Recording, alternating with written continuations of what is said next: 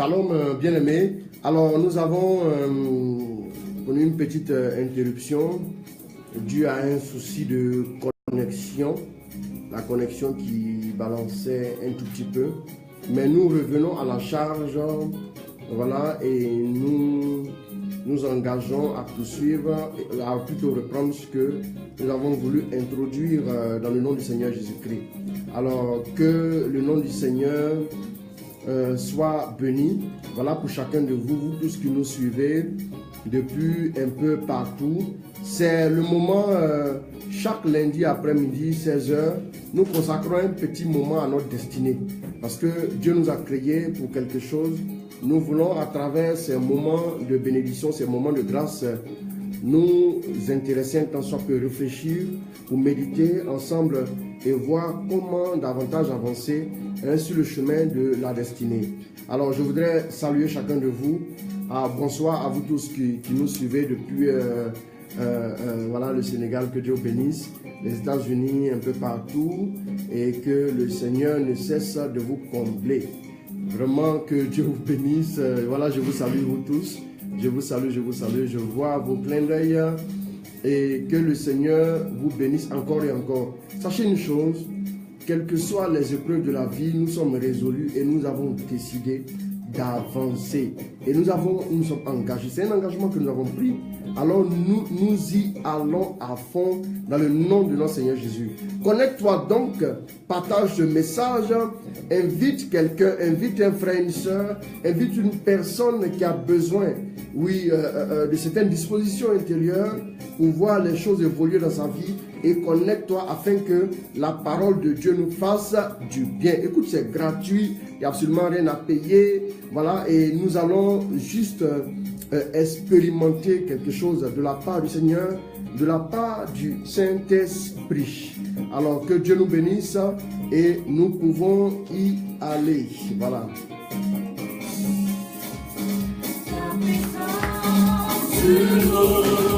Ta puissance, ta puissance, Saint-Esprit, et agis. Ta puissance, ta puissance, ta puissance, descends sur nous, Saint-Esprit, et agis. Ton onction sur nous, ton onction sur nous, ton onction descends sur nous, Saint-Esprit, et agis.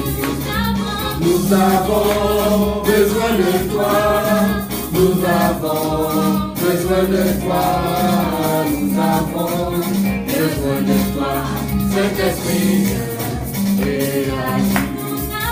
Nous avons besoin de toi, nous avons besoin de toi, nous avons besoin de toi, Saint-Esprit, et agis. Ta puissance sur nous, ta puissance sur nous, ta puissance descend sur nous, Saint-Esprit, et agis. Ton onction sur nous, ton onction sur nous, ton onction descend sur nous, Saint-Esprit, et agis. Nous avons besoin de toi, nous avons besoin de toi, nous avons besoin de toi, Saint-Esprit, et agis. Nous avons besoin de toi. Oh, sois glorifié, Saint-Esprit. Sois béni, Saint-Esprit. Sois honoré pour ta fidélité. Merci pour le message de grâce que tu veux nous donner. Merci parce que nous ne pouvons rien faire sans toi. Et nous voulons t'inviter à nous éclairer, à nous guider, à nous enseigner, à nous parler, Saint-Esprit. Aide-nous à ce que nous soyons des personnes selon ton cœur, des personnes qui puissions être animées d'un esprit différent. Oui, Saint-Esprit, aide chacun de nous. Regarde nos activités. Regarde nos faiblesses, Saint-Esprit, et déploie ta puissance. Révèle, oui, nous de ta grâce, afin que nous puissions faire exactement ce que tu as voulu que nous fassions. Oui, les œuvres bonnes que tu as préparées pour nous, afin que nous puissions les accomplir. Saint-Esprit, glorifie ton nom dans nos vies. Merci de manifester ton règne encore aujourd'hui dans le nom de notre Seigneur Jésus-Christ. Amen, amen et amen. Amen. Amen. Et tu vas jouer quelque chose au fur et à mesure. Alors nous disons merci à Dieu qui nous donne l'occasion d'être encore une fois aujourd'hui lundi 25 septembre. Il nous donne l'occasion d'être en direct. Voilà, nous sommes en direct d'Abidjan cette fois-ci. Voilà, que le nom du Seigneur soit béni. Je veux profiter de l'occasion pour dire merci à tous mes enfants du Sénégal. Vraiment, vous avez été formidables. Waouh! Waouh, vous avez été formidables. Que Dieu bénisse aussi tous mes enfants des États-Unis. Vous aussi, vous êtes formidables. Que Dieu bénisse aussi vous tous qui êtes un peu partout. Que Dieu vous garde, qu'il veille sur vous. Voilà. Donc, voilà, le berger Paul Esmel est resté sur Place Ataka pour poursuivre un peu le travail. Et voilà, il nous revient à la fin du mois. Que Dieu vous bénisse et soyez salués vous tous dans le nom de notre Seigneur Jésus-Christ. Amen. Et donc, nous allons courir dans les Écritures et nous allons les parcourir. Nous allons parcourir les Écritures et nous allons vivre quelque chose de grand encore aujourd'hui. Amen. Et le Seigneur veut nous parler. Donc, nous allons partir en nombre 14 à partir du verset 20. Voilà. Ce passage que nous allons écouter, c'est à la suite d'une altercation. C'est-à-dire quelque chose qui s'est passé, un malentendu au désert. Voici que Dieu a dirigé son peuple pendant 40 ans et les a menés à l'entrée de la terre promise. Et lorsque les gens arrivent à l'entrée de la terre promise, Moïse va choisir 12 personnes, une personne par tribu. Voilà, et parmi les 12, il y avait un certain Josué, il y avait un certain Caleb. Et Josué de la tribu de Ephraïm, c'est ça, et Caleb de la tribu de Juda. Ils sont tous allés, chacun a été sélectionné à partir d'une tribu. Donc ceux qui ont été sélectionnés, ce sont les braves. Ce sont des personnes, voilà, qui ont été déléguées par les tribus comme étant des personnes, comme des porte-flambeaux. Ils sont allés donc en terre promise, ils sont allés inspecter, puisque Dieu avait dit qu'il leur donnerait une terre où coule le lait et le miel. Donc ils sont allés pour inspecter la terre. Et quand ils ont inspecté la terre, ils sont revenus, ils ont dit à Moïse, mais Moïse, vraiment, il se trouve que la terre dont tu as parlé depuis longtemps là, il se trouve que effectivement le lait, le miel, il coule. On a vu le lait couler, on a vu le miel couler, on a vu vraiment même de l'or dans les rochers. Vraiment, Moïse, nous avons été époustouflés en 40 jours, oui, d'exploration. Nous avons été vraiment plus que subjugués. Moïse, c'est phénoménal ce que tu as dit. Mais Moïse, il y a un souci, il y a un détail. Moïse, il y a quelque chose. Vraiment, il faut qu'on te le dise. C'est que dans ce pays, il y a des géants. Ils sont les fils d'Anak.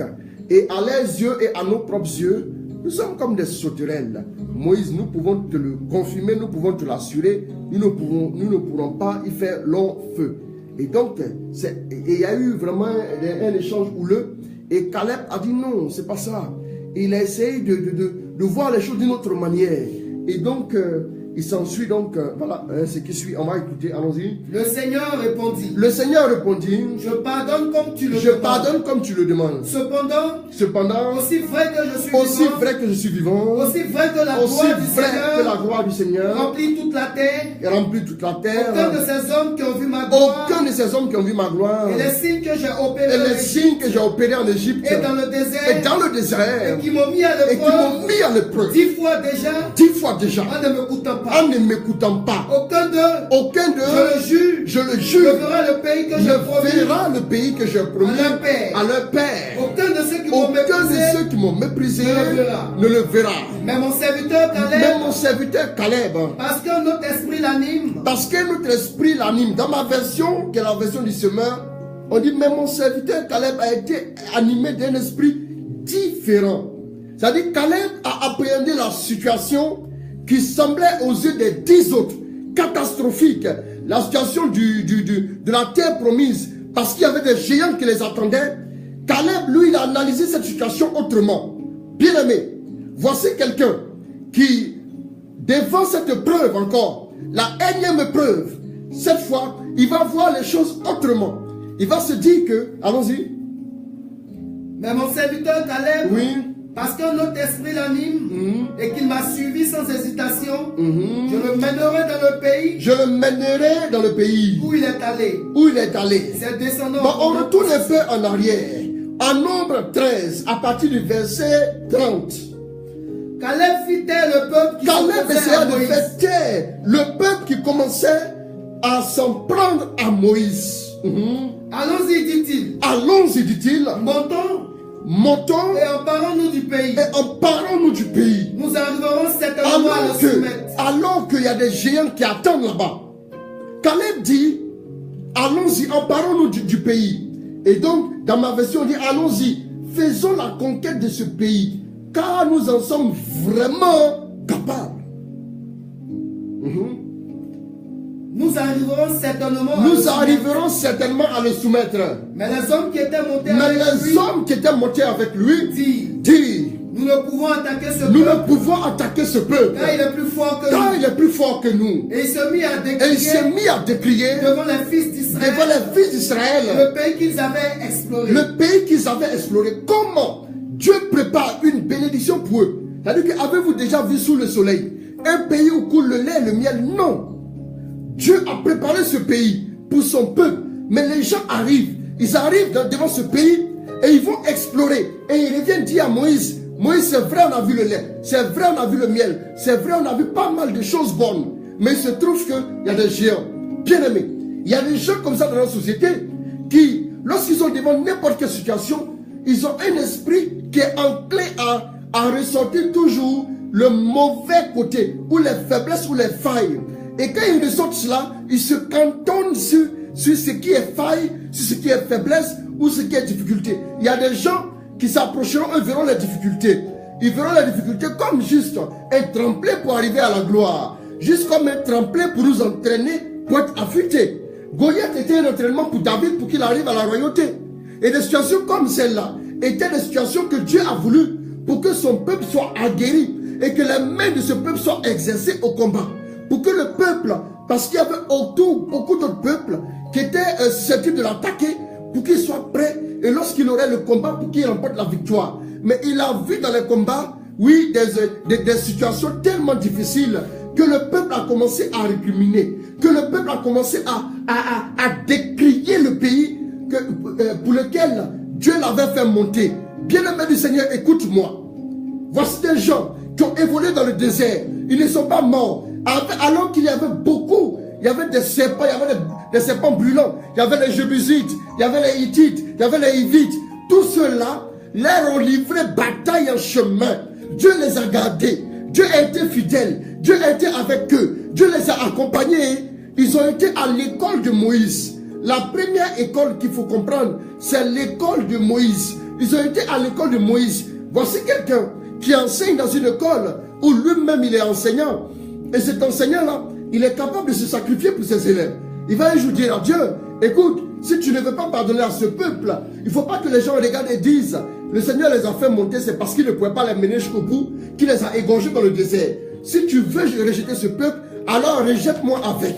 C'est quelqu'un qui se mettait comme un intercesseur, qui épousait la cause du peuple, pour que le peuple trouve faveur aux yeux de Dieu. Bien aimé, Moïse faisait partie de ce genre de leader qui voulait Dieu ou rien. Il faisait partie de la troisième catégorie de chrétiens. Excusez-moi. La première catégorie, c'est ceux, comme le peuple, qui voulaient aller en terre promise, sachant que la terre promise est bonne, peu importe avec Dieu, peu importe sans Dieu, peu importe avec l'ange, peu importe même sans l'ange, ils veulent y aller quand même, vaille que vaille, coûte que coûte. Voici des gens qui sont comme ce peuple-là, qui se promènent un peu partout de prière en prière. Pour eux, ils ont appris qu'ils doivent se marier. Ils ont appris simplement, oui, que Dieu dit que le mariage a été créé par lui, il faut qu'ils se marient, coûte que coûte, vaille que vaille. Même s'il va falloir qu'ils prennent que ces personnes prennent les sachets bleus pour aller habiter chez d'autres personnes, ou juste avoir le mariage, peu importe. Il faut que j'aille en Europe. Oui, peu importe la situation. même s'il faut que je fasse un mariage arrangé, même s'il faut que je triche, même s'il faut que je mente, mais je dois y arriver, vaille que vaille, coûte que coûte. Ça, c'est une catégorie. La deuxième catégorie, c'est ceux qui sont exercés pour le combat, qui acceptent de combattre, qui veulent aller avec l'ange, qui prennent l'autorité, qui prient, qui cassent, qui prennent l'autorité, mais qui n'ont aucune profonde intimité avec Dieu. Ils analysent tout sous l'angle du combat spirituel. Ils combattent, d'accord, c'est bon, mais ils se limitent à ça. Ils ne veulent pas avoir une intimité avec Dieu. Bien aimé. Et la troisième catégorie de chrétiens, c'est ceux-là que Dieu les cherche. C'est les chrétiens de la trempe de Moïse. Moïse a dit un jour, en Exode 33, à Dieu, Seigneur, si tu ne descends pas pour venir avec nous en terre promise, alors on reste dans le désert et on meurt. Bien aimé, un tel leader, c'est une bénédiction pour ceux qui le dirigent. Ça veut dire que le peuple n'avait pas un problème de leadership. Ce peuple n'avait pas un problème de conducteur, non. Ce peuple avait juste un problème de mentalité. Ce peuple avait un problème. Oui, comment ce peuple appréhendait les choses auxquelles il était confronté. Et regardez même la première épreuve. Les gens ont commencé à dire, oui, Moïse, il n'y avait pas assez de tombeaux en Égypte. Comment quelqu'un qui se retrouve devant une première épreuve commence automatiquement à parler de tombeaux? Imaginez-vous. Il n'a même pas encore le temps de savoir s'il pouvait vaincre cette épreuve ou encore si elle pouvait le vaincre. Et même si elle pouvait te vaincre, attends encore d'essayer pour que tu sois vaincu. Attends d'être vaincu avant de parler de tombeaux. Mais voici que la première épreuve se présente et il commence à analyser les choses de façon extrémiste. Ils disent quoi? Moïse, écoute, mais n'avait-il pas assez de tombeaux en Égypte pour que tu nous envoies mourir au désert devant la mer Rouge? On t'avait dit, Moïse, laisse-nous servir les Égyptiens. Mieux vaut pour nous servir les Égyptiens que de mourir ici au désert. Bien aimé, voici des gens. Alors que Dieu envoie une épreuve, Dieu permet une épreuve. Pourquoi? Pour que le processus qu'il a commencé depuis l'Égypte arrive à son terme. Voyez-vous, Jésus lui-même, quand il a été baptisé, le Saint-Esprit l'a conduit où?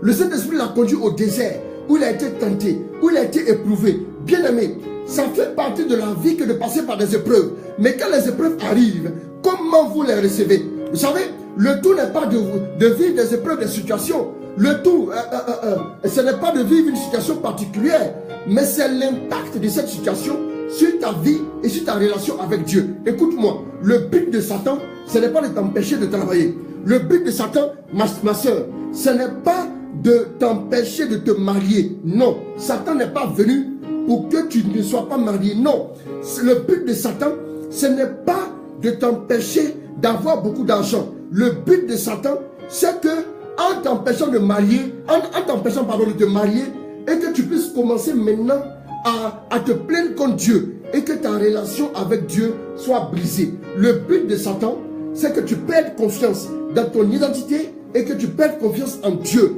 C'est que ta relation avec Dieu soit brisée. Voilà pourquoi. Écoute, le diable manigancera, le diable fera beaucoup de choses pour que tu sois détourné de ton but. Écoute, comment se fait-il que d'une école comme celle-là, Moïse qui a reçu la loi, la Torah, Moïse qui a reçu les 10 commandements, qui allait, qui voyait Dieu face à face, comment vous avez marché auprès d'un tel leader? Et il y en a parmi vous, sur 10, il y avait 2 qui étaient capables de comprendre que Dieu voulait leur donner la victoire et les 10 autres analysaient les choses sous l'onde de l'échec. Bien aimé, écoutez, il y a des gens, quand l'épreuve arrive, ces personnes se sentent tout de suite perdues. Oh, moi, je sais que Dieu ne m'aime pas. Je sais qu'il y a longtemps que Dieu m'a abandonné. Écoute, tu es en train de rallonger ton désert. Écoute, souvenez-vous, ce que Dieu a dit plus tard à ce peuple. Il leur a dit, aussi vrai vous avez exploré le désert pendant 40 jours, je vous ferai errer pendant 40 ans. C'est-à-dire, un jour va équivaloir maintenant à 1 an. C'est-à-dire, tu fais une prolongation. Bien aimé, voici des gens. Quand la première épreuve arrive, écoutez, ces personnes-là se lèvent tout de suite. Mon frère, si Dieu m'aimait, pourquoi je souffre tant? Pourquoi est-ce que le marabout qui est à côté, il prospère? Pourquoi est-ce que ma soeur, qui est dans la fornication, ma soeur, qui sont avec les hommes mariés, elle a reçu à avoir la grâce d'avoir un visa d'aller en Europe? Bien aimé, toi-même, il faut aller faire une radio à l'hôpital. Et puis, regarde ce que la radio va te montrer. N'est-il pas, ton organisme n'est-il pas plus complexe que le processus d'acquisition du visa? Écoute-moi bien, ton organisme n'est-il pas plus complexe que juste un salaire que tu vas recevoir? à la banque à la fin du mois. Non, écoute, bien-aimé du Seigneur. Le problème avec les chrétiens, ce qui fait que beaucoup de chrétiens, oui, sinon, tout le monde a vécu les mêmes épreuves au désert. Ils ont eu les mêmes combats. Ils ont eu les mêmes situations. Ils ont connu les mêmes difficultés. La même fraîcheur la nuit, la même chaleur le jour et la même manne. Ils ont tous mangé la même chose. Mais comment se fait-il qu'il y a certains qui sont aptes à entrer à terre promise et d'autres ne sont pas aptes à y entrer? Ça ne dépend pas du leadership, mais ça dépend de la manière d'appréhender les choses. Écoute, la Bible dit que notre ami Caleb, il dit, mon serviteur Caleb a été animé d'un esprit différent. Ça dit en lui, sa mentalité faisait la démarcation avec les autres. Certes, il marchait avec tous ceux qui murmuraient, mais en lui, il y avait une autre mentalité, une autre vision des choses. Caleb a compris que, alors qu'il y a des géants, des fils d'Anak dans la terre promise, ça veut simplement dire que c'est une opportunité que Dieu nous donne pour vaincre. Bien aimé, chaque épreuve qui vient est un défi, est un challenge auquel Dieu t'appelle pour être qualifié au niveau supérieur. S'il n'y a pas de preuve, alors il n'y a pas de qualification, il n'y a pas de diplôme. S'il n'y a pas de situation difficile, comment vas-tu reconnaître la grandeur de Dieu? Comment David peut-il être chanté comme celui qui a tué des milliards? Si bien sûr, il n'est pas allé affronter Goliath. Écoutez-moi, bien-aimé du Seigneur. Comment le Dieu de Daniel peut être invoqué partout sur la terre s'il n'a pas affronté dans la fosse aux lions des lions affamés depuis des jours? Écoutez, chaque épreuve, on doit faire une lecture différente. Les épreuves, de la main dont nous les accueillons, de la main dont nous les voyons, c'est ce qui nous procure soit la bénédiction ou bien la malédiction. Sinon, chacun vit les épreuves. Écoutez, il n'existe aucun chrétien sur terre. Il y a des gens, quand elles sont en train de pleurer, quand elles arrivent à ton bureau, et quand tu les écoutes, dès que tu les as écoutées de A à Z, tu ne vois pas qu'est-ce qui fait pleurer ici. Ça veut dire que si toi-même tu leur racontes tes épreuves, elles vont se suicider sur l'instant. Mais le problème est que beaucoup d'entre nous avons une mauvaise vision des choses. Parce qu'on est tombé maintenant dans une autre école. On va voir une autre école tout à l'heure. Après l'école de Moïse, l'école du désert, l'école de l'intimité avec Dieu, l'école des 10 commandements, l'école de la loi, l'école de la manne, l'école de la nuée glorieuse, l'école de la colonne de feu. Nous allons voir maintenant une autre école. Bien-aimé du Seigneur, peu importe ce que vous direz à une personne qui a un esprit différent. L'esprit différent, c'est quoi? C'est celui qui analyse les situations sous l'angle de sa victoire à tout prix. C'est ça ce que ça veut dire. C'est-à-dire que peu importe, Jésus dira dans le Nouveau Testament, Jésus dira tout est possible à celui qui croit. Celui qui croit, c'est celui qui a un esprit différent. Qu'est-ce qui l'anime? Il a une motivation supplémentaire chaque fois qu'une épreuve se présente à lui. Bien aimé, la Bible dit, si pendant les épreuves en Siracide, tu baisses les bras, c'est que ton courage est bien bas. Écoute, Siracide, Dieu peut nous le dire, que si tu prétends servir le Seigneur, prépare ton âme à l'épreuve. Tous les serviteurs de Dieu vous diront, il n'y a pas quelqu'un qui prétend servir le Seigneur et qui n'ait pas vécu des épreuves atroces, des épreuves difficiles. Et les épreuves auxquelles nous sommes souvent confrontés, vous n'êtes pas confrontés, vous le peuple de Dieu, à ces mêmes épreuves. Voilà pourquoi vous ne comprenez pas. Bien aimé, écoutez, à l'école de Moïse, Moïse leur a enseigné à obéir à Dieu. Moïse les a aidés à obéir à Dieu, mais ils n'ont pas écouté. Voici des gens, lorsqu'ils mangent aujourd'hui, le lendemain matin, ils commencent à décrier la terre. Ils commencent à décrier, le désert. Ils commencent à décrier Moïse et Josué, et ainsi de suite. Bien aimé, le Seigneur veut t'éduquer. Le Seigneur a dit à Deutéronome 8, quel était le but? Deutéronome 8, verset combien? Rapidement. Deutéronome 8, verset 3. Rapidement. Prends-moi ce truc. On va lire rapidement. Dépêche-toi. Verset 3. Oui. Il t'a mis dans la pauvreté. Il a mis dans la pauvreté. Il t'a fait avoir faim. Il t'a fait avoir faim. Et il t'a donné à manger la manne que ni toi, oui, ni tes pères ne connaissiez. Oui, oui. Pour te faire reconnaître que l'homme ne vit pas de pain seulement, oui, mais qu'il vit de tout ce qui sort de la bouche du Seigneur.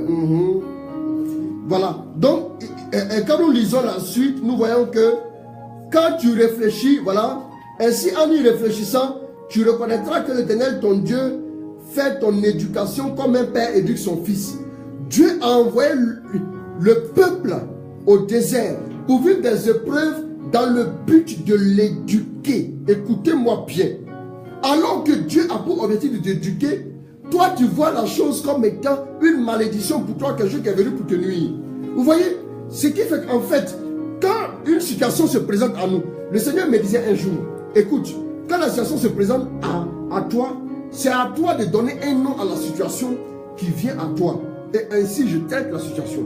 Si tu penses que tu as un problème, alors tu auras des problèmes. Si tu penses que c'est juste une situation qui vient pour que tu puisses vaincre et aller au palier supérieur, alors tu seras vainqueur à tous les coups. Mais si tu penses que tu es perdu face à une situation, alors si toi tu seras perdu. Bien aimé, ça ne dépend pas de Dieu. Dieu nous a donné les armes. Voilà pourquoi, lorsque la première épreuve est intervenue, Exode 14, à partir du verset 10, lis-nous ça. Qu'est-ce que Dieu dit à Moïse? C'est pour t'éduquer que tu as des problèmes. C'est pour t'éduquer que tu rencontres des difficultés au travail. C'est pour t'éduquer que tu es incompris des autres. Allons-y. Le pharaon s'était approché. Le pharaon s'était approché. Les fils d'Israël levèrent les yeux. Les fils d'Israël levèrent les yeux. Voici que l'Égypte s'était mise en route derrière eux. Voici que l'Égypte s'était mise en route derrière eux. Les fils d'Israël eurent grand peur. Les fils d'Israël eurent grand peur. Et criaient vers le Seigneur. Et criaient vers le Seigneur. Il dit à Moïse. Il dit à Moïse.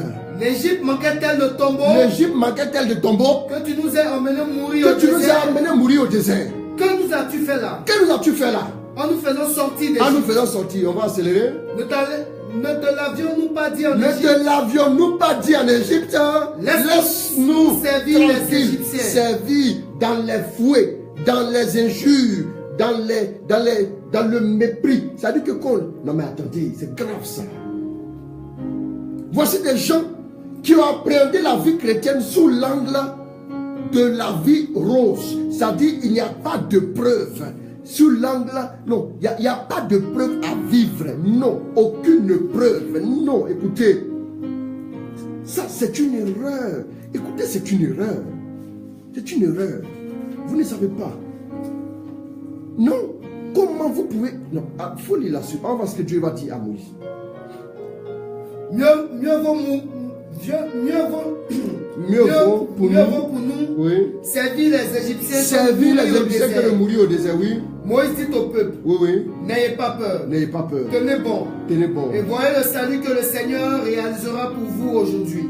Vous qui avez vu les Égyptiens aujourd'hui. Vous qui avez vu les Égyptiens aujourd'hui. Vous ne les reverrez plus jamais. Vous ne les reverrez plus jamais. C'est le Seigneur. Bon, c'est tellement qu'ils ont dit à Moïse, oui, on va plus les revoir puisqu'on est en train de mourir. Allons-y. C'est le Seigneur qui combattra pour vous. C'est le Seigneur qui combattra pour vous. Et vous resterez quoi? Et vous resterez tranquille. Le Seigneur dit à Moïse. Le Seigneur dit à Moïse. Car tu as crié vers moi. Car tu as crié vers moi. Parle aux fils d'Israël. Bon, d'abord, Dieu dit. Car tu as crié. Bon, allons-y, il faut continuer. Qu'on se mette en route. Qu'on se mette en route. Et toi, lève ton bâton. Lève ton bâton. Étends la main sur la mer. Fends-la. Et que les fils d'Israël pénètrent au milieu de la mer. Quel est l'enseignement que nous retenons ici? Écoute bien. Dieu dit à Moïse, car tu as... Bon, attendez. Dès que l'épreuve arrive là, écoutez-moi bien. Bien aimé, toi qui m'écoutes, écoute bien. Écoute bien, arrête de plaisanter. Écoute. Quand l'épreuve arrive, dès que l'épreuve arrive, sache qu'au moment où l'épreuve est là, il ne faut plus réfléchir. Ce qu'il faut pour vaincre l'épreuve est déjà dans tes mains. Il faut retenir ça. Mets ça ici dans ta tête. Dès que l'épreuve se présente, les provisions pour vaincre l'épreuve sont déjà dans ta vie. Bien aimé, c'est ce que les chrétiens n'ont pas compris. Quand David est arrivé au front, face à Goliath, il avait déjà reçu l'option à 1 Samuel 16 et à 1 Samuel 17, il allait combattre Goliath. Écoutez, il aurait pu combattre Goliath à 1 Samuel 15. Mais pourquoi il a combattu en 1 Samuel 17? Parce qu'il devait d'abord recevoir l'onction en 1 Samuel 16. Quand il a reçu l'onction l'ayant qualifié, Dieu enverra maintenant des épreuves pour valoriser l'onction qui est en toi. L'épreuve que tu vis vient pour valoriser le don de Dieu qui est en toi. Lundi passé, n'ai-je pas parlé, on est dans une continuité, hein. N'ai-je pas parlé, j'ai parlé de que veux-tu que fasse pour toi à Dakar, il y a 2 semaines, et lundi dernier, j'ai parlé de ne néglige pas le don de Dieu qui est en toi. C'est une suite. Ne néglige pas le don de Dieu qui est en toi. Chaque épreuve qui arrive a pour but de valoriser le don de Dieu qui est en toi. L'épreuve qui vient doit révéler un pan du caractère que Dieu a déposé en toi. Bien-aimé, peut-être que en toi il y a la détermination. Mais comment faire ressortir la détermination? Dieu t'enverra des épreuves en répétition. Écoute, tu as des problèmes avec des gens aujourd'hui. Tu as des problèmes pour coacher des gens. Tu as des gens qui te persécutent. Il y a des gens qui parlent mal de toi. Peut-être qu'en réalité, tu es appelé dans le Conseil des Nations à être un décideur. Et tu entendras même parler de toi à la télévision en mal. Écoute, est-ce que tu vois des choses comme ça? Les gens parlent mal de toi dans le quartier ici. Tu as envie de te suicider. Et quand les gens vont faire passer ta photo à la télé, puis vont parler mal de toi, tu feras quoi? Bien-aimé, vous êtes tous là. Vous voulez évoluer. Père, élève-moi, conduis-moi, bénis-moi, fais ça pour moi. Vous voyez les gens prier, oh, je déclare que c'est année, je suis dans l'élévation, la distinction, ceci, cela. Mais vous allez être distingué comment? Dites-moi. Vous allez être élevé comment? Dites-moi. Plus tu es élevé, plus tu as des combats. Plus tu es élevé, plus c'est la jalousie qui s'exprime vis-à-vis de toi. Si tu n'es pas préparé à ça, si tu n'es pas capable d'analyser ces choses sous un autre angle, tu n'es pas éligible au succès. Tu n'es pas éligible à l'élévation, à la distinction, à la prospérité. Écoute, même quand tu es prospère, Dieu t'a béni et tu es prospère. Vous priez pour être prospère, non? Les gens diront, oh, celle-là, elle allait faire fétiche. Écoute, c'est une adoratrice de ceci. Elle allait dans tel pays pour aller faire médicaments. Tu vois, elle a un parent qui est malade. Non, c'est ce parent-là qu'elle a livré. Et malheur pour toi, si tu as un parent qui décède, wow, tu l'as livré pour être riche. Et des gens même qui marchent avec toi te le feront sentir. Si tu es pauvre, on va t'insulter. Tu es riche, on va t'insulter. Tu n'as rien, on va t'insulter. Tu n'as rien, on va t'insulter. Mais autant évoluer et puis on va t'insulter. Et puis tu rends grâce à Dieu. Au moins, il faut que tu insultes dans de bonnes conditions. Il ne faut pas qu'on te méprise. Alors que ça fait mal. En plus, tu n'as rien. Et puis on te parle mal. Écoute, bien aimé, les gens vous mépriseront. Mais que les gens vous méprisent et soyez motivés. La douleur que vous vivez, les situations que vous connaissez, les épreuves que vous devez les analyser sous un autre angle, avec un autre esprit. La Bible dit, mon serviteur Caleb a été animé d'un esprit différent. L'esprit différent, c'est quoi? L'esprit différent, oui, nous le remarquons à quelques niveaux. L'esprit différent, nous le remarquons dans l'analyse que nous faisons des situations. Bien aimé, quelqu'un par exemple, qui voit, oui, une situation, quelqu'un par exemple, qu'on menace d'être renvoyé, verra dans cela, oui, un acharnement notoire, verra dans cela, oui, les gens m'en veulent, ils ont vu mon étoile, ils veulent me combattre, ils sont contre moi, ils ne m'aiment pas, ils veulent ma perte, ils veulent me tuer, ils veulent me perdre. Écoutez, hey, d'accord, ils veulent te tuer. C'est que tu ne sais pas, même si eux ne veulent pas te tuer, le diable il veut te tuer déjà. Il faut te calmer. Ça ne sert à rien de le répéter. Ça, c'est déjà connu. Écoute. Mais, est-ce que tu vois dans cela que tu vas avoir d'autres opportunités d'emploi et que tu vois en cela que le génie qui est en toi maintenant devra s'exprimer dans la création de ta propre entreprise? Bien aimé, il y a des chrétiens qui aiment tellement des zones de confort que si on ne les a pas chassés d'une entreprise, ils ne créeront pas leur entreprise. Ils le feront seulement. Il y a des gens qui ont un rendement excellent que sous la pression. Il y a des gens, lorsqu'on était au collège et au lycée, il y avait des personnes qui passaient leur temps juste à se promener, qui allaient jouer au foot, qui allaient draguer les filles, qui allaient jouer au damier, qui allaient causer ici, qui allaient faire cela. Il n'y avait pas encore l'internet. Mais écoutez, ces personnes-là, dès qu'on dit il y a examen, dès qu'on dit il y a devoir de maths ou devoir de physique, les 2 derniers jours, vous les voyez s'enfermer et bosser et puis ils en avaient un autre. Il y a des gens qui ont un rendement excellent sous la pression. Et comme Dieu sait ça, voilà pourquoi il te met sous pression. Écoute, il y a des... Non, écoute. Est-ce que vous savez que le lait est capable de monter jusqu'à verser? Non, attends. Mais mets le lait au feu. Sous la pression du feu, le lait commence à monter. Bien aimé, c'est ce que tu dois comprendre de toi. Il y a des talents, il y a des dons, il y a des choses qui sont en toi, qui sont enfuies depuis longtemps. Depuis que Dieu a créé, en te regardant, il sait exactement ce qui est en toi. Bien aimé, c'est comme une cuisinière qui sait combien de temps les œufs pour faire des omelettes, les œufs devront passer au feu et combien de temps les œufs aussi devront passer au four lorsqu'elle veut faire une autre recette. Elle connaît puisqu'elle a un but à atteindre. Dieu veut atteindre un but à partir de toi. Écoute, il faut que tu apprennes maintenant. C'est une éducation que tu dois avoir. Il faut que tu saches que quand Dieu était en train de te mettre dans des problèmes, comme quoi il te mettait dans des problèmes, il te mettait dans des situations difficiles, où tu étais dans le dénuement, dans la douleur, dans la pauvreté, ou bien même tu manquais d'argent, tu étais obligé de vivre au crochet des gens. Bien aimé, c'est Dieu qui faisait ton éducation pour que tu saches que l'homme ne se nourrit pas seulement de pain, mais de toutes paroles qui sortent de la bouche de Dieu. Bien aimé, Josué avait compris cela. Caleb avait compris cela. Et il avait un esprit différent. Ça peut se voir aussi dans nos prises de position. Dans nos prises de position. Bien aimé, voici des gens qui sont dans les endroits. Et quand ces personnes-là voient des personnes, oui, disent, oui, hey, écoute, on est dans cette société-là. Oui, c'est notre tonton qui est à la tête de la société. Écoutez. Et tant que le tonton est là, mes amis, mangeons, mangeons, mangeons, mangeons. Parce que demain, si un décret ministériel enlève notre tonton, c'est fini. Donc mangeons au maximum. Et puis vous voyez des gens, des chrétiens, qui sont obligés de rentrer dans ce genre de choses.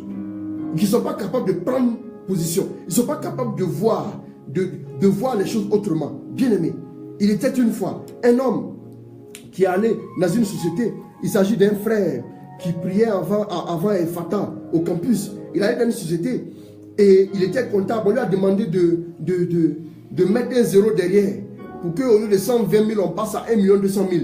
Qu'il puisse fausser un peu les chiffres. Et le patron lui a dit, bon voilà, en tout cas tu vas sourire après quoi, voilà. Et il a dit non, je ne pouvais pas. Il a dit non, on va réfléchir.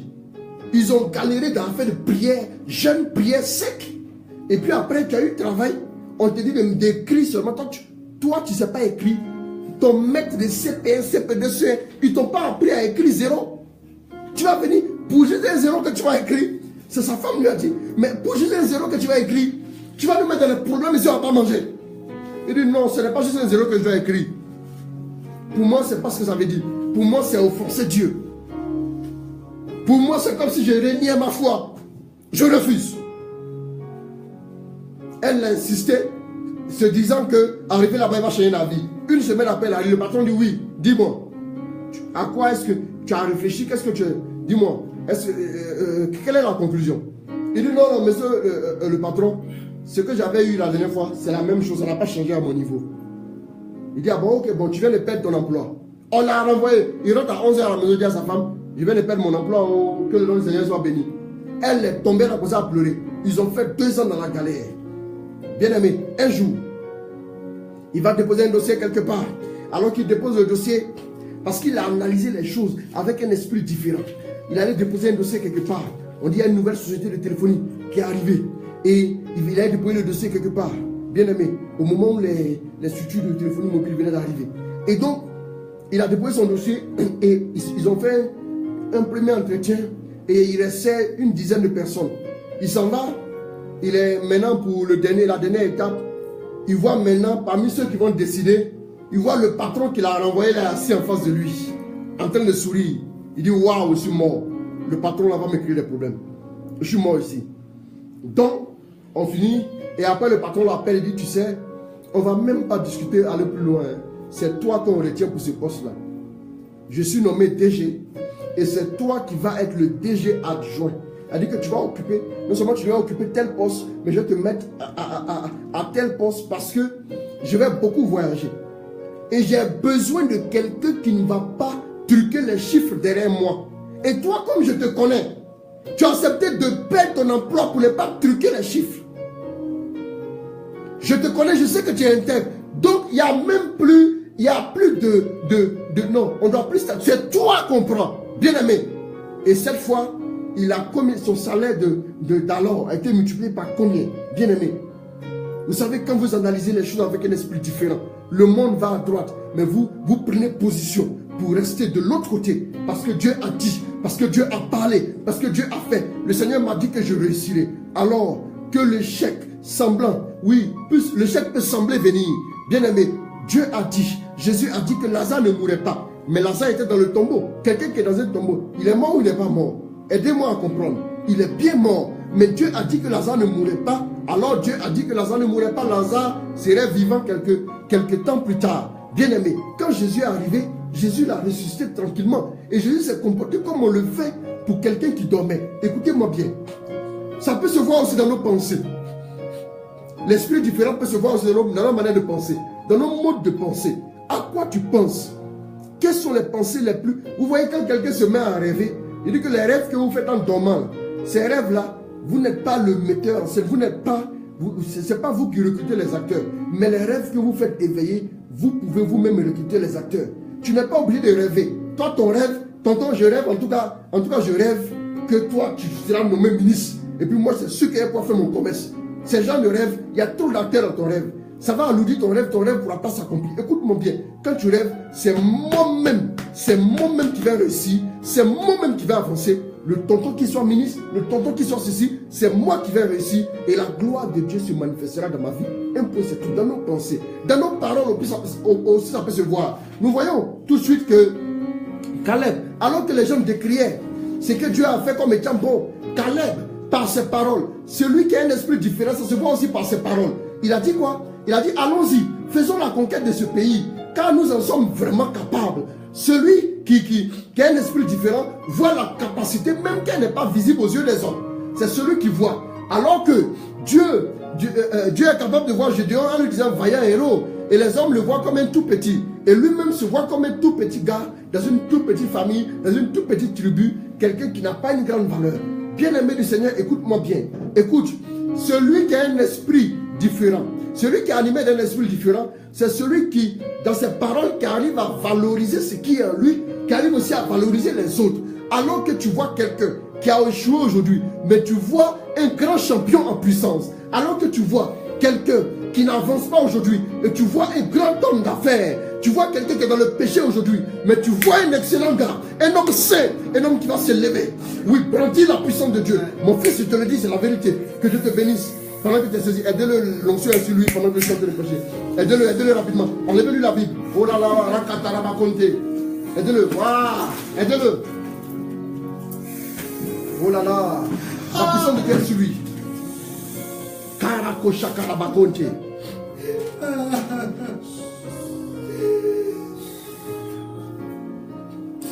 Alors que tu m'écoutes, la puissance de Dieu se tombe sur toi. Dans le nom de Jésus-Christ. Et quand nous avançons, quelqu'un d'autre va me lire, dans celui de HS. Allons-y. Et dans nos actes, aussi on peut voir l'esprit différent. On peut voir aussi l'esprit différent dans nos actes. Quels sont les actes que tu poses alors que toutes les jeunes filles du quartier pratiquent la fornication, ma soeur? Toi seul, tu es dans la chasteté et tu es fier. Et tu es très très fier. C'est ça, poser des actes dignes d'un esprit différent. Les actes, alors que tout le monde pratique le mensonge, tout le monde vit dans l'adultère, tu décides de prendre position par des actes que tu poses. Oui, que Dieu te bénisse. La deuxième école, c'est l'école du monde et de son système de pensée qui influence la manière de voir les choses. Et ce qui fait que les gens voient les choses avec un esprit, un autre esprit. L'école du monde. Vous voyez que dans le monde, il y a la facilité. Et le peuple qui était à l'entrée de la terre promise voulait couler dans la facilité. Voici des gens qui ont marché 40 ans, et qui arrivent et qui veulent la facilité pour entrer en terre promise. Et s'asseoir juste tranquille comme des gens, oui voilà, et puis on les dresse sur une table et ils mangent. L'école du monde est son système de pensée. On a quitté l'école de Moïse, on est dans l'école du monde. L'école du monde est son système de pensée. La facilité. Le diable en est le professeur principal, le PP. C'est lui qui calcule les moyens. Le professeur principal. Au désert, qu'est-ce que nous avons vu? Luc 4. La Bible nous parle de qui? Jésus qui est au désert. Et qu'est-ce qui se passe? Jésus, rempli d'Esprit Saint, oui, revint du Jourdain, oui, et il était dans le désert, c'est ça, conduit par l'Esprit. Conduit par l'Esprit. Pendant 40 jours, il était tenté par le diable. Il était tenté par le diable.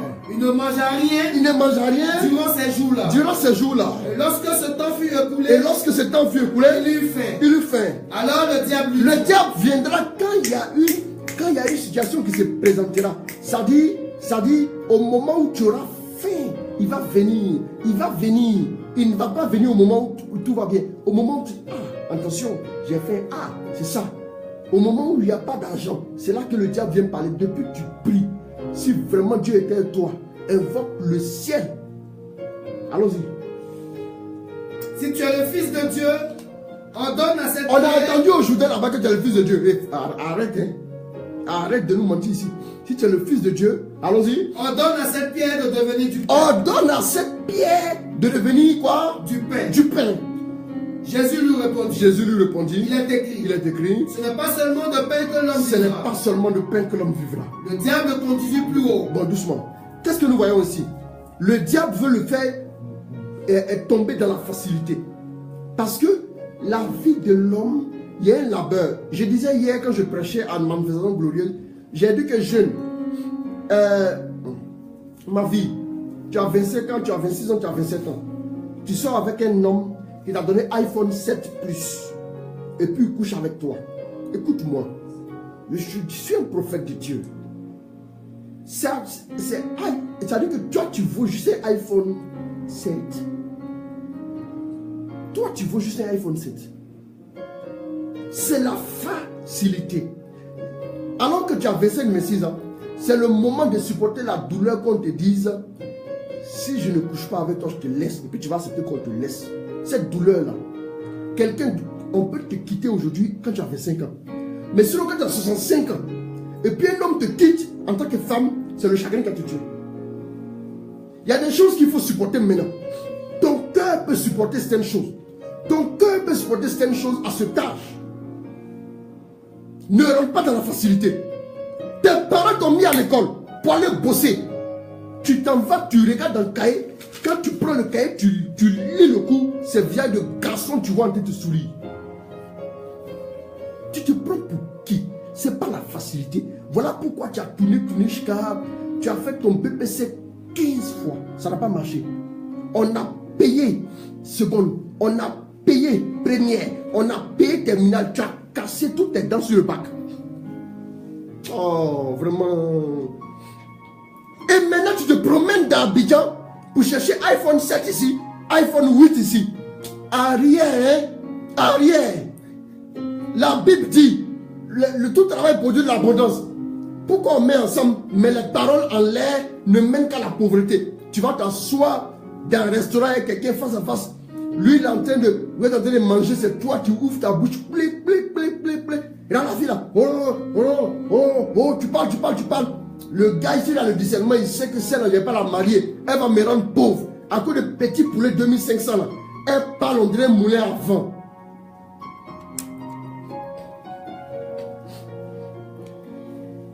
Sinon, il y avait les iPhone 1, iPhone 2, iPhone 3. Hein. Il y avait tout ça, l'iPhone 4. Il y a des filles qui se sont livrées pour ça. Et arrête. Ce qui passe là, arrête. C'est la facilité. C'est l'école du monde. L'école de Moïse a montré ses limites. Parce qu'un jour, Jésus a dit aux gens, alors qu'ils ont envoyé une femme qui avait commis l'adultère, ils ont dit, Moïse dit de la lapider. Toi, tu dis quoi? C'est l'école de Moïse. On est diplômé de l'école de Moïse. On doit la lapider. Toi, tu dis quoi? Jésus, il a commencé à écrire. Écrire, ça nous ramène à l'idée d'école. École. Vous êtes de quelle école? Moi, je suis d'une autre école. Il a commencé à écrire. Je suis d'une autre école. Cette troisième école, on la verra tout à l'heure. Je suis d'une autre école. Ma manière, mon esprit est différent. Mon regard sur la femme adultère est différent. Le regard de la miséricorde. Alors que vous voulez la lapider, moi je vois autrement. Vous aimez trop juger les autres fous. Vous leur dites les gens, oui, lui là il est comme ça, il est comme ça, il est comme ça. Oui, la femme elle est comme ça. Et puis Dieu va la tuer un jour. Toi-même là, si tu devais commencer à tuer les gens, c'est l'avion de Dieu aller atterrir ta maison qui est mort. Avant d'aller attaquer les autres. Regardez. La facilité. Jésus leur a dit que celui qui n'a jamais péché lance la première pierre. La première pierre. Elle dit qu'on a fini. On commence maintenant le prolongement d'une autre école. Je parlerai de ça tout à l'heure. Mais on est simplement dans l'école du monde. La corruption des mœurs. Aujourd'hui, le diable pour régner, il fait quoi? Il amène les jeunes à tomber dans le mensonge. Aujourd'hui, vous voyez des gens qui sont organisés. On met des filles nues. Et puis elles défilent dans un coin ici. On dit finale, Miss. Et puis elles défilent nues. Et puis on est assis à la maison en train de voter. Moi c'est ma candidate numéro 14. Moi j'ai choisi la numéro 20. Non. Dans l'école du monde, on excelle comme ça. Non, c'est grave. On fait l'apologie du péché du mensonge. On fait l'apologie de ce qui est mauvais. Quand tu es fornicateur, tu es bien vu dans le monde. Quand tu voles, et puis tu bouffes dans ton gros ventre, tu es bien vu dans le monde. Oh, c'est le boss.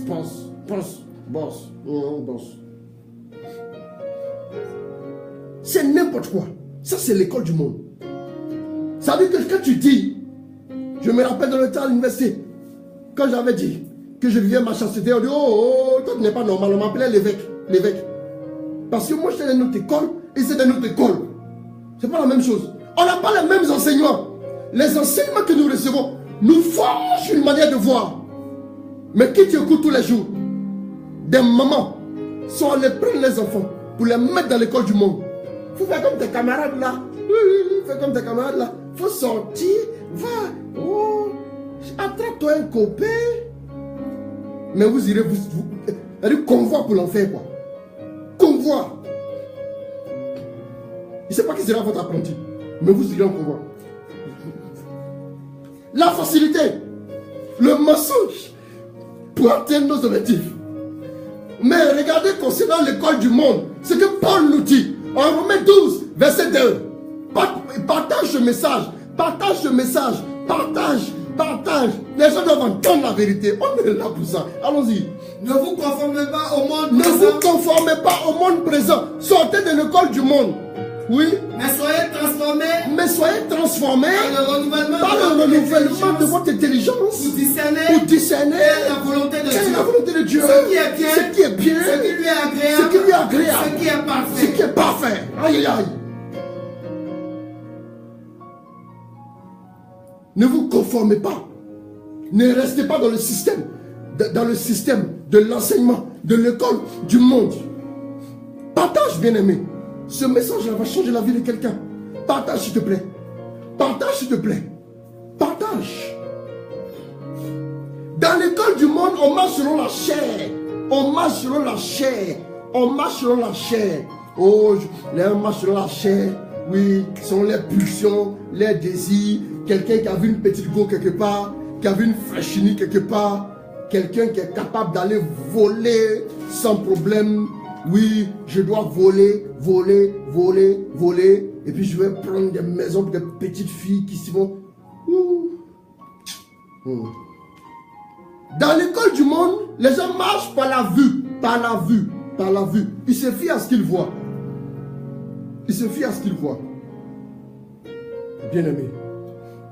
Voilà. La troisième école dans laquelle tu dois t'inscrire, il faut dire je vais m'inscrire. Ouais.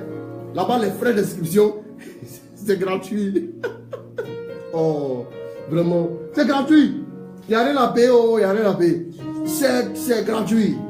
Venez vous inscrire. Venez, il dit venez. Même vous qui n'avez rien, venez et buvez. Voilà, il a dit ça déjà. Donc voilà, c'est gratuit. C'est l'école du Saint-Esprit. La troisième école, c'est l'école du Saint-Esprit. Bien aimé, c'est dans cette école-là que Jésus était quand les gens sont venus le voir pour lui dire, écoute, Moïse nous a dit, l'école de Moïse, dans les documents, dans les terrachères de la grave, documents qu'on utilisait en première C, en TC, là, il dit, dans les documents de Moïse, on nous dit que cette femme, on l'a lapidée. Mais dans le document du Saint-Esprit, que celui qui n'a jamais péché lui lance la première pierre. L'école du Saint-Esprit. Bien aimé, je pense que Josué, Caleb, bien qu'étant dans l'école de Moïse, qui était un peu limitée, et avait fait déjà même les premiers pas dans l'école du Saint-Esprit. Voilà pourquoi, bien aimé, il a commencé à comprendre les choses d'une autre manière. La Bible dit de Daniel qu'il avait un esprit supérieur. L'école du Saint-Esprit. Bien aimé. La Bible dit, Luc 14, verset 1er, commence là-bas. On va voir où l'école du Saint-Esprit commence. Où on commence? Au CP1. C'est où? Luc 4. Luc 4. Verset 1er. Tu as lu tout à l'heure. Allons-y. Jésus rempli d'Esprit Saint. Revint du Jourdain. Il était dans le désert. Bon, voilà. La Bible dit, dans d'autres versions, Jésus a été conduit au désert. C'est-à-dire que, vous voyez, non? C'est-à-dire que, qu'est-ce qui se passe? Dans cette école-là, on commence, quand il est la rentrée des classes, on s'habille et on s'en va au désert. Cette école, on s'inscrit dans cette école par le baptême. Et puis on y entre. Par ton baptême là. Toi, tu fais école buissonnière. C'est ça, non? École buissonnière. Bon, donc toi, après ton baptême, tu as triché pour aller t'inscrire dans l'école du monde. Ouais, il y a des mamans qui savent prendre les enfants à l'école du Saint-Esprit pour les envoyer à l'école du monde. Et puis vous voulez quel est le résultat? Les œuvres de la chair, c'est quoi? Les œuvres de la chair, si vous marchez par la chair, vous mourrez. Si vous marchez par l'esprit, vous vivrez. C'est ce que la Bible dit. Écoutez, c'est pas parce que tu as 95 ans que tu vas faire des choses dignes de la chair et puis tu vas espérer que ça devienne la vie. Non. Non. Écoutez-moi bien, bien aimé du Seigneur. Il faut qu'on se dise la vérité pour avancer. Parce que non, les gens s'amusent même avec les vies. Tu prends ta vie pour aller jouer. Quoi? Game is over? Non, ça ne marche pas comme ça. Hein? Non. Il faut que tu avances. La maman prend sa fille qui dit, maman, je suis allé à l'église.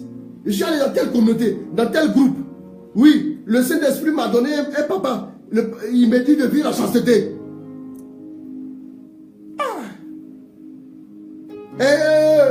Ton affaire de chasteté là, on n'est pas dedans. Hein. Toi, tu as laissé. Attention, hein. Attrape-toi un copain là-bas rapidement. Il y a des mamans qui vont jusqu'à même à commercialiser leur enfant. Écoute, toi, tu vas m'envoyer l'argent ici. Hein. Moi, je suis pas venu à Abidjan pour regarder l'océan Atlantique.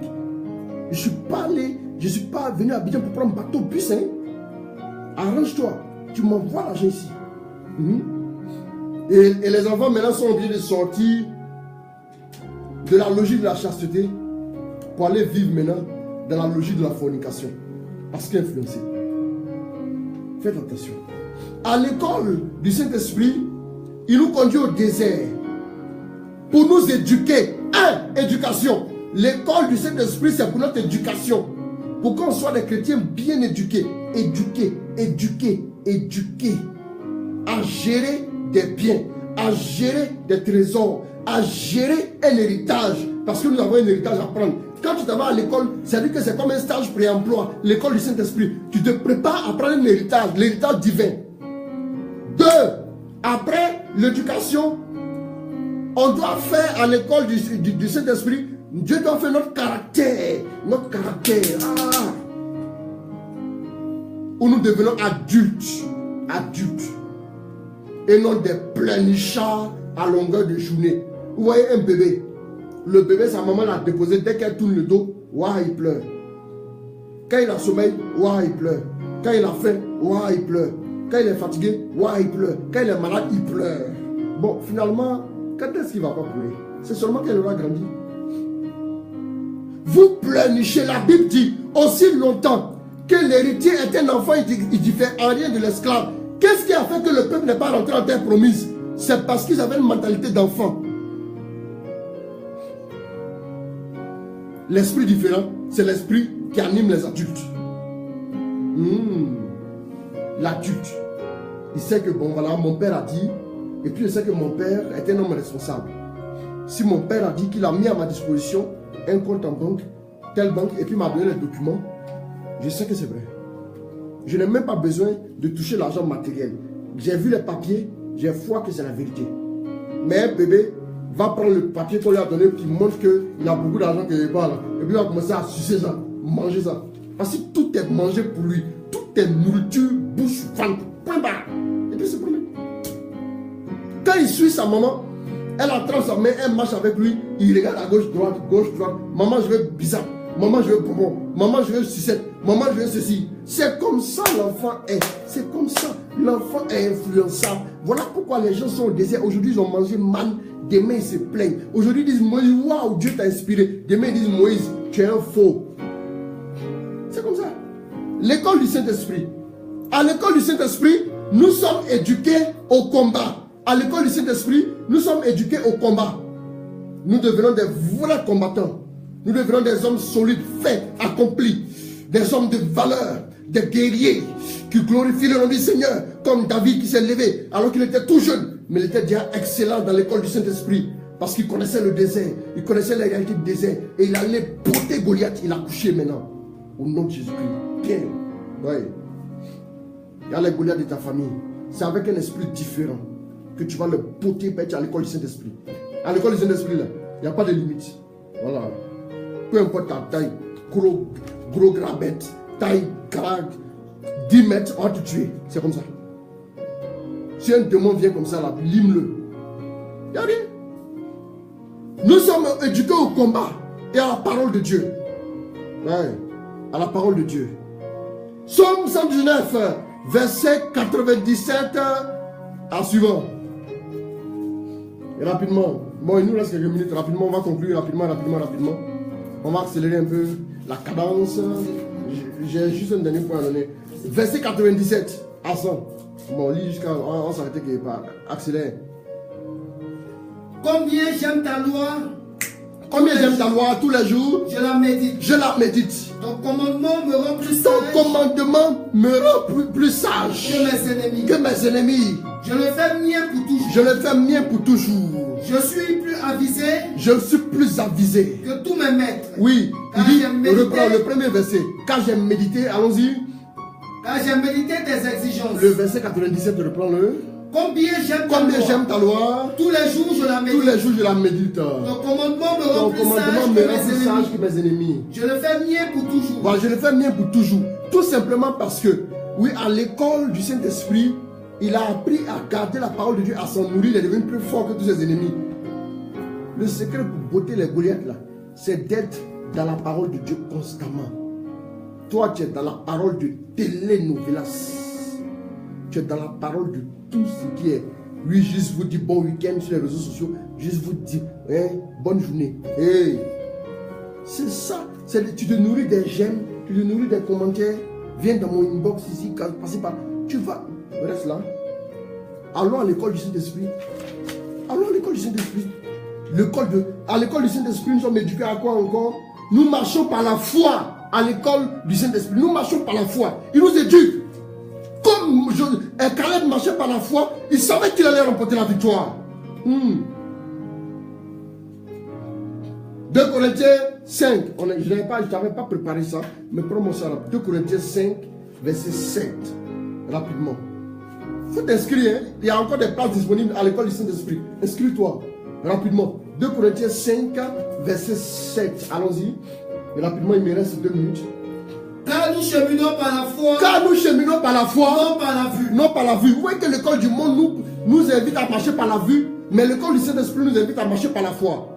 Marche par la foi. Tu es dans l'école du Saint-Esprit. Donc dans l'école du Saint-Esprit, nous marchons par l'Esprit. Nous marchons par l'Esprit. Nous marchons par l'Esprit. Nous marchons sous inspiration, sous l'impulsion du Saint-Esprit. Si le Saint-Esprit ne nous demande pas d'aller à droite, même si c'est jeté à droite, on n'y va pas. Voilà.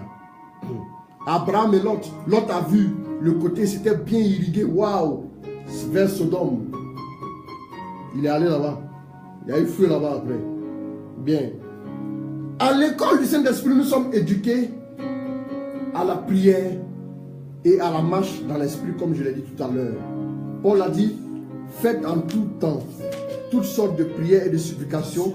On peut le voir, je crois, en Éphésiens 6, c'est ça?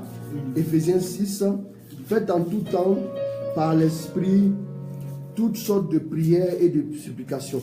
En toutes circonstances, faites toutes sortes de prières et de requêtes sous la conduite de l'Esprit. Faites-le avec vigilance et constance et intercédez pour tous ceux qui appartiennent à Dieu. Parole du Seigneur notre Dieu. Voilà un peu ce que j'avais à te communiquer. Bien-aimé, il va falloir maintenant t'inscrire à l'école du Saint-Esprit. À l'école du Saint-Esprit, on ne pleure pas. Ce n'est pas maternelle. À la maternelle, vous voyez les enfants, le premier, ça crie, ça pleure, mon cérélac, mon blébina. Mais quand on est à l'école du Saint-Esprit, on a grandi. Il faut grandir un peu de ta foi chrétienne. En fait, ce qui fait que les bénédictions encore tardent, c'est que tu ne grandis pas. Dieu ne va pas confier une grande onction à un pleurnichard, à un bébé. Il va supprimer tout le monde autour de lui.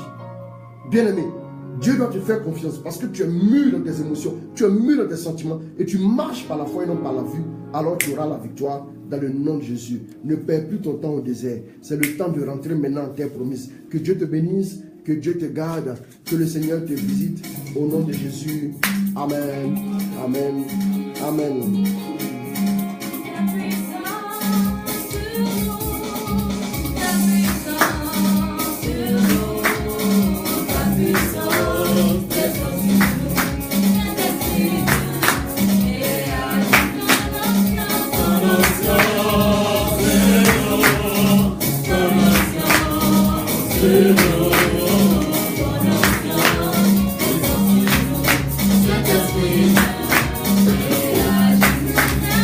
Nous avons besoin de toi, nous avons besoin de toi, nous avons besoin de toi, Saint-Esprit, nous avons besoin de toi, nous avons besoin de toi, nous avons besoin de toi, Saint-Esprit. Ta puissance sur nous, ta puissance sur nous, ta puissance est sur nous, Saint-Esprit, et agis. Ton onction sur nous, ton onction sur nous, ton onction est sur nous, Saint-Esprit, et agis. Nous avons besoin de toi, nous avons besoin de toi, nous avons besoin de toi, Saint-Esprit. Que quelqu'un pose sa main sur sa tête alors que tu m'écoutes. Je prie maintenant que la grâce et la faveur de Dieu te soient relâchées. À l'école du Saint-Esprit, tu t'inscris maintenant. La direction et les instructions du Saint-Esprit te seront délivrées. Pour les uns, dans leur sommeil. Pour les autres, par une voix, par une motion intérieure. Pour d'autres encore, c'est par des directions qui recevront aussi par d'autres personnes. Mais soyez simplement dociles à l'esprit. À l'école du Saint-Esprit, il y a des lois. J'en parlerai peut-être une autre fois. À l'école du Saint-Esprit, le Saint-Esprit nous donne toujours une part de responsabilité. À l'école du Saint-Esprit, il faut se laisser faire pour aller au niveau supérieur. Si tu résistes à l'esprit, il ne force rien. Là-bas, on ne frappe pas les gens. Oui, je prie que l'esprit soit ton maître, qu'il t'éclaire devant toutes les situations de la vie, à avoir un esprit différent de l'analyse du monde, de l'analyse des autres, de l'analyse de tous. Oui, écoute, vois les choses d'une autre manière. Vois le potentiel qui est en toi d'une autre manière. Et que la grâce et la force de Dieu te soit donnée. Je prie que le Seigneur visite quelqu'un, quelque part, oui, dans un pays qui me suit. Reçois la puissance de Dieu au nom de Jésus-Christ. Merci, cet esprit, de combler, de guérir les malades, de restaurer la vie, oh, de changer la donne. Oh, par cette onction, le Seigneur change, oui, le cours de ta vie. Il te bouleverse, il te touche, il te restaure, il te relève. Au nom de Jésus-Christ, Amen. Amen. Que Dieu te bénisse, que Dieu te garde, dans le nom de notre Seigneur Jésus-Christ. Amen. Amen. Amen. Au nom du Père, du Fils et du Saint-Esprit. Amen. Que Dieu te bénisse.